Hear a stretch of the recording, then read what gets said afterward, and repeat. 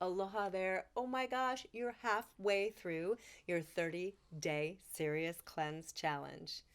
Let's take a moment to just settle in and celebrate all of the wins. How are you feeling?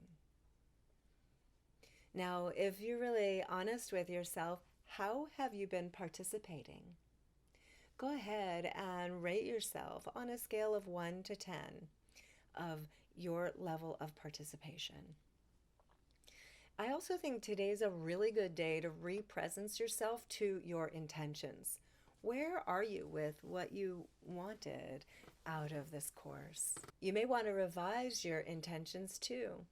I'm so glad that you've been doing all these cleansing activities because it creates this kind of clarity in the mind, and you really need that. We do have some important information this week, along with more amazing self-care activities.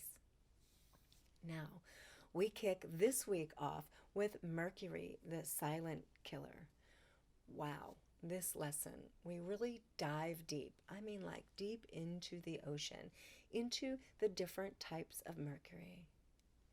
Now, did you know that there's actually a safe procedure to remove amalgam fillings from your mouth? Yes, it's true. And if your dentist doesn't follow these procedures, you might get mercury poisoning. I also share the main sources of mercury, which fish are safe to eat, and most importantly, what to do to prevent mercury toxicity. Because it's much easier to prevent than cleanse heavy metals. Now, tomorrow, your lesson and cleanse is the heavy metal cleanse. And you also have a bonus cleanse this week. It's called emotional and mental cleansing. Then we end the week up with the 11 toxins that disrupt hormones, affect your weight, sex drive, and health. Now, if you haven't done some meal planning, you'll probably want to do that.